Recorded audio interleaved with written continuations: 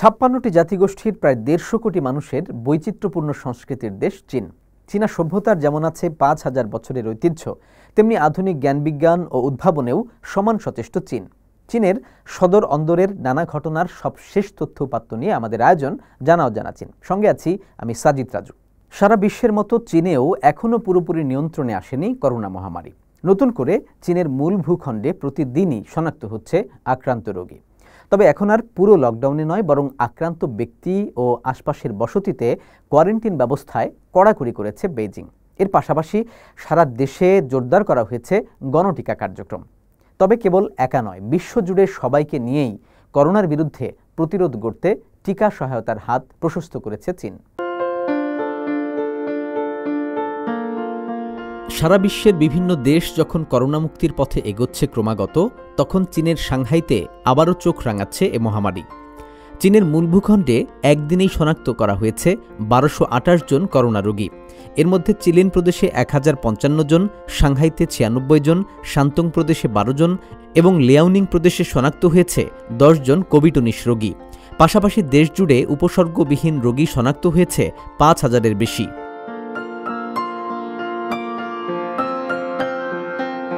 তবে থেমে নেই চীনের পদক্ষেপও। পুরো লকডাউনে না গেলেও আক্রান্ত বাড়ি ও এর আশপাশের মানুষকে রাখা হয়েছে কোয়ারেন্টিনে। নাগরিকদের প্রয়োজনের কথা মাথায় রেখে খাবার, শাকসবজি থেকে শুরু করে প্রয়োজনীয় জিনিসপত্রের সরবরাহে কোনো ঘাটতি নেই। কেন্দ্রীয় ব্যবস্থাপনার মাধ্যমে অনলাইন কেনাকাটা ও পণ্য সরবরাহের ব্যবস্থা নিয়েছে শহর কর্তৃপক্ষ। মানুষ যেন নিত্যপণ্য সহজে কিনতে পারে তা আমরা নিশ্চিত করছি। নজরদারির আওতায় থাকা বাড়ির বাসিন্দাদেরকে আমরা অনলাইন কেনাকাটায় উদ্বুদ্ধ করছি। একটি কেন্দ্রীয় ব্যবস্থাপনার মাধ্যমে তাদের দরজায় পণ্য পৌঁছে দেওয়ার ব্যবস্থা করা হয়েছে, যেন তারা কারো সংস্পর্শে না আসে।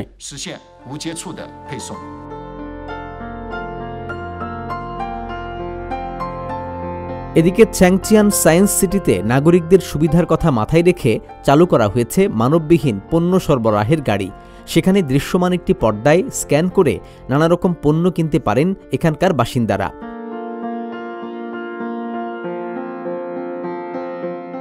চীনের জাতীয় স্বাস্থ্য কমিশন এনএইচসি জানায়, কেবল সঙ্গনিরোধ বা স্বাস্থ্যবিধি মেনে চলা নয়, টিকা প্রয়োগেও রেকর্ড তৈরি করেছে বেইজিং। এখন পর্যন্ত চীনের মূল ভূখণ্ডে 3.26 বিলিয়ন ডোজ কোভিড-19 টিকা দিয়েছে চীন। কমিশন জানায় 31 প্রাদেশিক এলাকা এবং সিনচিয়াংয়ের কৃষিপণ্য উৎপাদন ও শিল্পাঞ্চলে পৌঁছে দেওয়া হয়েছে এ টিকা। রাজধানী বেইজিংয়ের পৌর কর্তৃপক্ষ জানায়, একদিনেই এখানে প্রায় 23 কোটি মানুষকে দেওয়া হয়েছে করোনা টিকা। এদিকে কেবল নিজ দেশ নয়, করোনা ঠেকাতে বিশ্বের বিভিন্ন দেশের সঙ্গে কাঁধে কাঁধ মিলিয়েছে Beijing. China international development cooperation agency বলছে, মহামারী ছড়িয়ে পড়ার পর এখন পর্যন্ত বিশ্বের 12টি দেশ ও সংস্থাকে অন্তত 2.2 বিলিয়ন ডোজ করোনা টিকা সরবরাহ করেছে চীন। সংস্থাটি বলছে, কেবল টিকা বা করোনা প্রতিরোধী সামগ্রী সরবরাহ করেই দায়িত্ব শেষ করেনি চীন, বরং পাশে দাঁড়িয়েছে সহযোগিতার মনোভাব নিয়ে। এখনও করোনার বিরুদ্ধে সবচেয়ে শক্তিশালী অস্ত্র টিকা। আফ্রিকার দেশগুলোকে আরও 1 বিলিয়ন ডোজ টিকা দেওয়ার যে অঙ্গীকার করেছিলেন প্রেসিডেন্ট শি জিনপিং, চীন তা পূরণ করবেই। এর মধ্যে 600 মিলিয়ন ডোজ দেয়া হবে বিনামূল্যে। আসিয়ানভুক্ত দেশগুলোকে দেয়া হবে 150 মিলিয়ন ডোজ টিকা, আর মধ্য এশিয়ার দেশগুলোকে বিনামূল্যে দেয়া হবে 50 মিলিয়ন ডোজ করোনা টিকা। এর বাইরেও বিশ্বের 153টি দেশ ও 15টি আন্তর্জাতিক সংস্থাকে মাস্ক, করোনা প্রতিরোধী পোশাক ও ভেন্টিলেটর সহ নানা সামগ্রী উপহার দেয় চীন।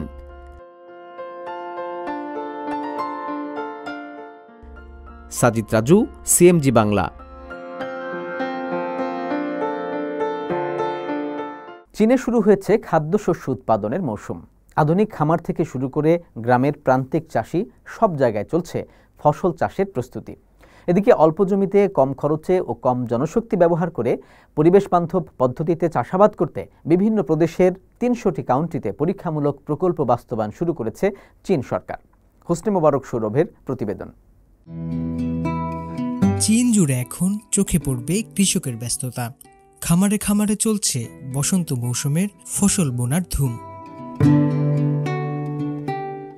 চীনের কৃষি ও পল্লী বিষয়ক মন্ত্রণালয় জানায় এখন পর্যন্ত মৌসুমের প্রায় 4% জমিতে বীজ বপনের কাজ শেষ করেছেন কৃষক ও খামারিরা।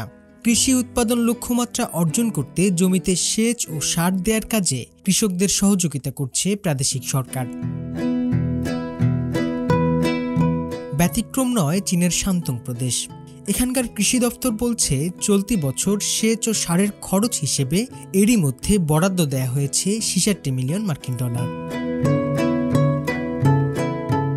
ফসলের উচ্চ ফলন, কৃষকদের দক্ষতা বৃদ্ধি ও প্রাকৃতিক সম্পদ সংরক্ষণে জোর দিয়ে হাতে নেওয়া হয়েছে পাইলট প্রকল্প। পূর্ব চীনের শান্তং প্রদেশে চালু করা হয়েছে মাইক্রোজেট সেচ পদ্ধতি। এতে পানি ও সারের মিশ্রণ ছিটানো হয় জমিতে, ফলে চাষের জমিতে কমে এসেছে পানি ও সারের পরিমাণ। আমাদের এই উদ্যোগের ফলে 30% পর্যন্ত পানি ও 20% রাসায়নিক সারের ব্যবহার কমানো সম্ভব হয়েছে। এদিকে চলতি বসন্ত মৌসুমে চীনের উত্তর পূর্বাঞ্চলীয় প্রদেশে বিশেষ ধরনের উর্বর কালো মাটিতে চাষাবাদের পরিমাণ প্রায় 5.5 হেক্টর পর্যন্ত বাড়ানোর উদ্যোগ নিয়েছে কেন্দ্রীয় সরকার। অন্তত 27 হেক্টর জমিতে নেওয়া হয়েছে পর্যাপ্ত পানি সরবরাহের ব্যবস্থা। পাশাপাশি সার ও কীটনাশক ব্যবহারের মাত্রা কমানোরও লক্ষ্য নির্ধারণ করেছে সরকার। কৃষি উৎপাদন ব্যবস্থাকে উন্নত করার কাজ করছি আমরা। বিশেষ করে কৃষি জমির পরিমাণ বাড়ানো, ফসলকে রোগবালাই থেকে রক্ষার জন্য জৈব পদ্ধতির ব্যবহারকে উৎসাহিত করা হচ্ছে। এসব ক্ষেত্রে এখন পর্যন্ত লক্ষ্যমাত্রার 50% পর্যন্ত অগ্রগতি হয়েছে। কেন্দ্রীয় সরকার বলছে উচ্চ ফলনশীল ও মানসম্পন্ন খাদ্যশস্যের উৎপাদন বাড়ানোর অংশ হিসেবে চীনের অন্তত 300টি কাউন্টিতে পাইলট প্রকল্প শুরু করা হয়েছে। এসব জায়গায় কম খরচে কম জনশক্তি ব্যবহার করে পরিবেশ বান্ধব পদ্ধতির প্রয়োগ করা হচ্ছে বলেও জানায় দেশটির কৃষি বিভাগ। হোসনে মোবারক সৌরভ, সিএমজি বাংলা। একটি ড্রোনের মাধ্যমে সর্বোচ্চ কতটুকু ওজন পরিবহন করা সম্ভব? 5 কেজি কিংবা 10 কেজি? কিন্তু প্রথমবারের মতো নির্মাণ সামগ্রী পরিবহন করে বিরল এক রেকর্ড তৈরি করেছে চীন। 5 থেকে 10 কেজি নয়, বরং 300 কেজি ওজনের সামগ্রী পরিবহন করা হয়েছে এই ড্রোনের মাধ্যমে। সমুদ্রপৃষ্ঠ থেকে 3000 মিটার উঁচুতে বিদ্যুৎ সরবরাহের অবকাঠামো নির্মাণ কাজে ব্যবহার করা হয় এই ড্রোন। বিস্তারিত আফরিন মিমের প্রতিবেদনে। দক্ষিণ চীনের ইউনান প্রদেশের লিচিয়াং শহর, সবুজ পাহাড়ে ঘেরা এই নগরে অবকাঠামো নির্মাণ প্রকৌশলীদের জন্য যেন এক বিরাট চ্যালেঞ্জ। বিশেষ করে দুর্গম পাহাড়ে বৈদ্যুতিক অবকাঠামো নির্মাণে ঝুঁকিও থাকে কয়েক গুণ বেশি। আঁকাবাঁকা সড়কে নির্মাণ সামগ্রী পরিবহন যেমন কঠিন, তেমনি পরিবহন ব্যয় ও সময় লাগে বেশি। এ সমস্যার সমাধানে ড্রোন ব্যবহারের মতো এক ব্যতিক্রমী উদ্যোগ গ্রহণ করেছে চীনা প্রকৌশলীরা। ফলে চিত্র ধারণ বা নজরদারির মতো কাজের বাইরে ভারী বস্তু পরিবহনে যুগান্তকারী দৃষ্টান্ত স্থাপন করেছে এই উদ্যোগ। ভারী পণ্য পরিবহনে বিশেষভাবে তৈরি করা হয়েছে এই ড্রোন। এর মাধ্যমে উঁচু পাহাড় পথ পাড়ি দিয়ে পরিবহন করা যাবে সর্বোচ্চ 300 কেজি ওজনের সামগ্রী। আমরা একটি ভারী ড্রোন ব্যবহার করে 10 মিনিটের মধ্যে পাহাড়ের চূড়ায় পাওয়ার ট্রান্সমিশন টাওয়ার স্থাপনের জন্য 300 কিলোগ্রাম সামগ্রী তুলতে পারি। আগে আমরা এই ধরনের উপকরণ ক্যারাভ্যানের সাহায্যে দড়ির মাধ্যমে পাহাড়ের চূড়ায় তুলতাম, যেখানে আমাদের সময় লাগত 15 দিনেরও বেশি। আর এই প্রথমবারের মতো আমরা ভারী ড্রোন ব্যবহার করে খুব অল্প সময়েই নির্মাণ সামগ্রী সরবরাহ করেছি। প্রকল্পে ব্যবহৃত ড্রোনটি একটি টুইন ব্লেড, যার সর্বোচ্চ উড়ার সক্ষমতা একটানা 2.5 ঘন্টা এবং সর্বোচ্চ অপারেটিং উচ্চতা 4500 মিটার। আর এটি একদিনে প্রায় 5 টন কার্গো এয়ারলিফট করতে সক্ষম। এই ড্রোন ব্যবহারের ফলে পরিবহন খরচ আগের চেয়ে দ্বিগুণ হলেও কম উচ্চতার জেটিসন প্রযুক্তি গ্রহণ করার ফলে এটি আরও দক্ষ হবে বলে জানান সংশ্লিষ্টরা। ড্রোন যাতে 800 কেজি ওজন বহন করতে পারে তার জন্য আমরা কাজ করে যাচ্ছি। এতে আমাদের খরচ আরও কমবে এবং পরবর্তীতে বিদ্যুৎ প্রকল্পগুলোতে আরও ব্যাপকভাবে ব্যবহার করা যাবে। সংশ্লিষ্টরা বলছেন, এ ড্রোন প্রযুক্তি ব্যবহারের ফলে পরিবেশও থাকবে সুরক্ষিত। আফরিন মিম, সিএমজি বাংলা। একই ভবন থেকে করা যাবে সমন্বিত শহর ব্যবস্থাপনা ও পরিচালনার কাজ। এমনই এক অভিনব উদ্যোগ গ্রহণ করেছে চীন সরকার। সুষ্ঠু শহর ব্যবস্থাপনায় এই উদ্যোগ কার্যকরী ভূমিকা পালন করবে বলে মনে করছে চীনের আবাসন ও নগরপল্লী উন্নয়ন মন্ত্রণালয়। এই উদ্যোগের আওতায় একটি ভবনের মধ্যেই সর্বাধুনিক প্রযুক্তির ব্যবহার, বিগ ডেটা, কৃত্রিম বুদ্ধিমত্তা ও 5G প্রযুক্তি ব্যবহার করা হবে। শহর ব্যবস্থাপনা কার্যক্রম পরিচালনা ও পর্যবেক্ষণ, বিশ্লেষণ ও মূল্যায়নের মাধ্যমে এগিয়ে নেওয়া যাবে। এরই মধ্যে প্রাদেশিক রাজধানী, বিভিন্ন প্রদেশের অধীনে থাকা শহর, প্রিফেকচার, স্বায়ত্তশাসিত প্রদেশসহ অন্যান্য প্রদেশগুলোকে 2022 সালের শেষ নাগাদ এ ধরনের ভবনের নির্মাণ কাজ শেষ করার নির্দেশ দিয়েছে মন্ত্রণালয়। আবাসন ও নগরপল্লী উন্নয়ন মন্ত্রণালয়ের নির্দেশনা মতে পৌরসভা এর পাশাপাশি 2025 সালের মধ্যে সমন্বিত শহর ব্যবস্থাপনা ও পরিচালনার জন্য যাবতীয় প্রস্তুতি শেষ করার নির্দেশ দিয়েছে মন্ত্রণালয়। একই সঙ্গে শহর পরিচালনার দক্ষতা, ঝুঁকি প্রতিরোধ ও নিয়ন্ত্রণ ক্ষমতা বাড়ানোরও নির্দেশ দেওয়া হয়েছে। আরও খবর নিয়ে ফিরছি একটা ছোট্ট বিরতির পর, আমাদের সঙ্গেই থাকুন।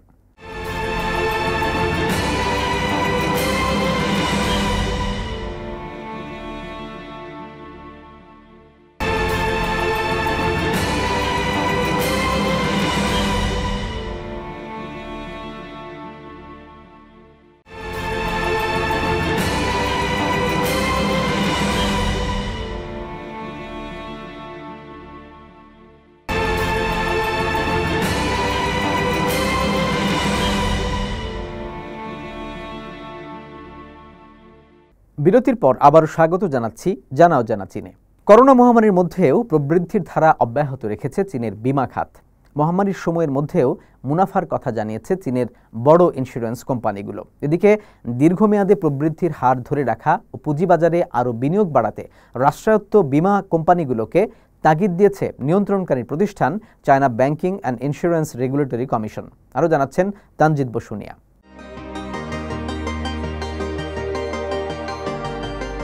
করোনা মহামারীর কঠিন এই সময়ে যেখানে লোকসান গুনছে অনেক ব্যবসা প্রতিষ্ঠান, তখন মোটা অঙ্কের মুনাফা ঘরে তুলে নিয়েছে চীনের বিমা খাত।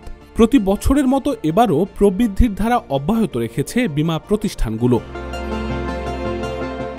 চীনা বিমা কোম্পানিগুলোর বার্ষিক প্রতিবেদনের উপর ভিত্তি করে সম্প্রতি এক পরিসংখ্যান প্রকাশিত হয়েছে। ওই প্রতিবেদনে বলা হয়, চায়না প্যাসিফিক ইন্স্যুরেন্স বা সিপিআইসি চলতি বছর মুনাফা করেছে 26.83 বিলিয়ন ইউয়ান, যা গেল বছরের তুলনায় 9.2% বেশি। এদিকে people's insurance company of China বা পিআইসিসি চলতি বছর মুনাফা করেছে 21.6 বিলিয়ন ইউয়ান, যা গেল বছরের তুলনায় 7.8% বেশি। একইভাবে চায়না লাইফ ইন্স্যুরেন্সের মুনাফা দাঁড়িয়েছে 50.92 বিলিয়ন ইউয়ান, যা গত বছরের তুলনায় 1.3% বেশি। গেল বছর সামগ্রিকভাবে এ খাত মানব সম্পদ ও জনশক্তি নিয়োগের দিক থেকে কিছুটা সংকুচিত ছিল। আমার মনে হয় এ ধারা এবছর আরও কিছুটা সময় থাকতে পারে। আবার মার্কেটে শেয়ারের দাম কিছুটা কমতির দিকে ছিল, তবে এখন পরিস্থিতি পাল্টেছে। এদিকে চীনা বিমা কোম্পানিগুলোর প্রবৃদ্ধির হার বাড়াতে উদ্যোগ নিয়েছে China banking and insurance regulatory commission বা সিবিআইআরসি। দীর্ঘমেয়াদে চীনে কার্যকর অর্থনৈতিক ব্যবস্থা নিশ্চিত করতে চীনা পুঁজিবাজারে আরও বেশি মূলধন বিনিয়োগ করতে বিমা কোম্পানিগুলোকে নির্দেশনা দেয় সিবিআইআরসি। মূলত পুঁজিবাজারে দীর্ঘমেয়াদে তহবিল গঠনে বিমা কোম্পানিগুলোর প্রতি বিনিয়োগ বাড়ানোর এই নির্দেশনা দেয়া হয়েছে বলে জানায় সিবিআইআরসি। পুঁজিবাজারে বিনিয়োগ সংক্রান্ত নির্দেশনা পাওয়ার পর এ নিয়ে কাজ শুরু করেছে চীনা বিমা প্রতিষ্ঠানগুলো। কোন কোন খাতে এ অর্থ ব্যয় করা হবে তারও একটি পরিকল্পনা তৈরি করেছে তারা। এক্ষেত্রে সরকারের নীতিমালা অনুসরণ করে প্রচলিত কোম্পানিগুলোর পাশাপাশি সম্ভাবনাময় নতুন শেয়ার কেনার উদ্যোগ নিয়েছে চীনা বিমা প্রতিষ্ঠানগুলো। তানজিদ বসুনিয়া, সিএমজি বাংলা। নাট্যমঞ্চে ব্যবহৃত হবে নতুন সরঞ্জামাদি, এই ধারণা পাল্টে দিয়েছে 3 চীনা তরুণ হস্তশিল্পী। পরিত্যক্ত জিনিসপত্র দিয়ে নাটকের বিভিন্ন সরঞ্জামাদি তৈরি করে চমক দিয়েছেন তারা। কেবল শখে নয়, বরং পড়ালেখা শেষ করে রীতিমতো পেশা হিসেবে নিয়েছেন এই কাজকে। আফরিন মিমের আরও একটি প্রতিবেদন।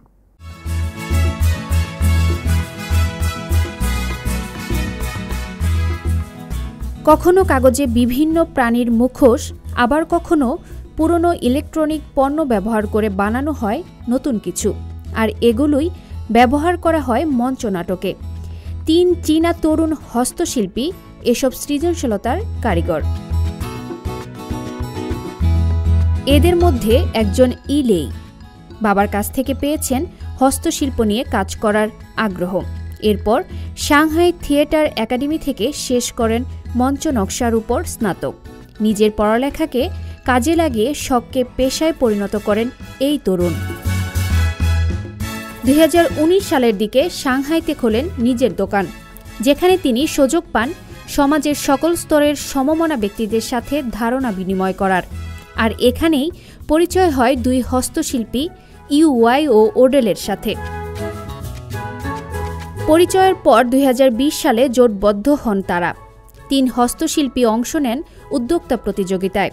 এরপর সরকারি সহযোগিতায় শহরেই প্রতিষ্ঠা করেন স্টুডিও।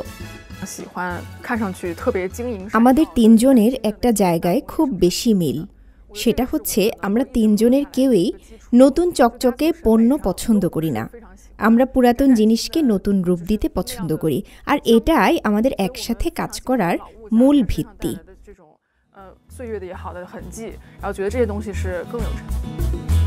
শিল্পীরা জানান, নাটকের এসব সরঞ্জাম তৈরি করতে খুব বেশি খরচ হয় না, তবে এসব থেকে আয় করতে হলে নাটকের সঙ্গে সম্পর্কিত হতে হয়।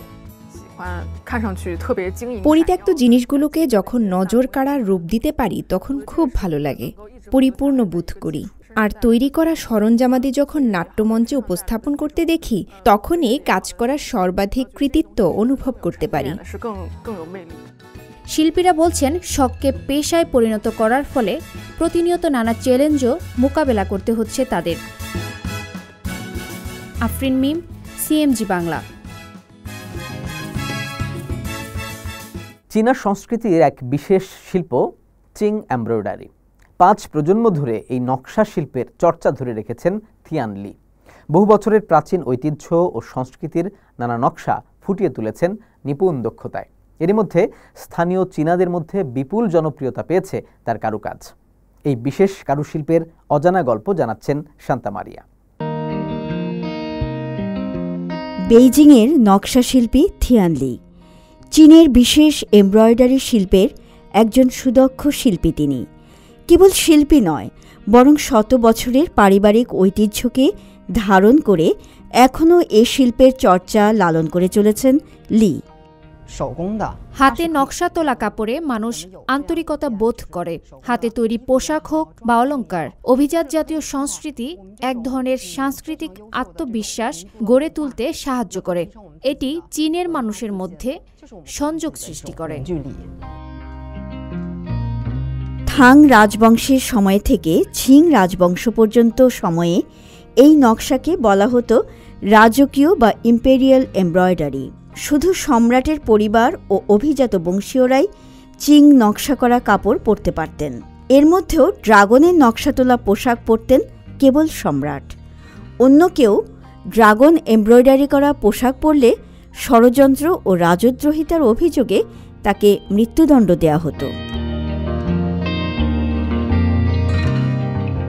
5 প্রজন্ম ধরে চিং এমব্রয়ডারি শিল্পের ধারা ধরে রেখেছেন থিয়ান লির পরিবার। থিয়ান লি কাজ করছেন 10 বছর ধরে। তার ভাইও এই শিল্পের সঙ্গে সম্পৃক্ত।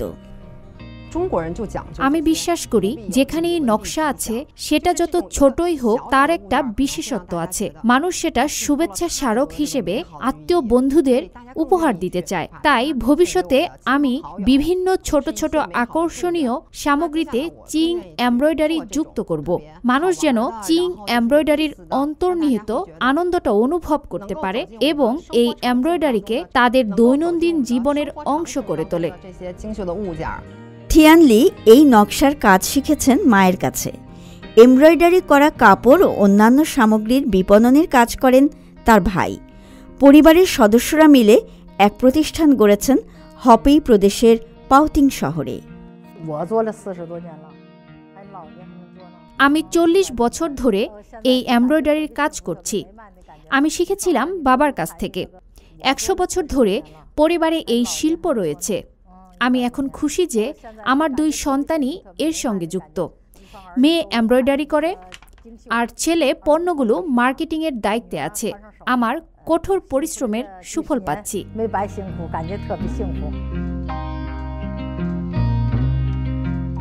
এই পরিবারের কারখানায় এখন 900-র বেশি নকশা শিল্পী কাজ করছে। এই কারখানায় বছরে 3000-এর বেশি পণ্য তৈরি হয়। একজন শিল্পীর একটি পোশাক তৈরি করতে সময় লাগে 6 মাসের মতো। চীনের ঐতিহ্যবাহী এই বিশেষ শিল্পটি নতুন প্রজন্মের মধ্যেও সৃষ্টি করেছে আগ্রহ। নকশি পণ্য সুনাম কুড়াচ্ছে ক্রেতাদের মধ্যে। শান্তা মারিয়া, সিএমজি বাংলা।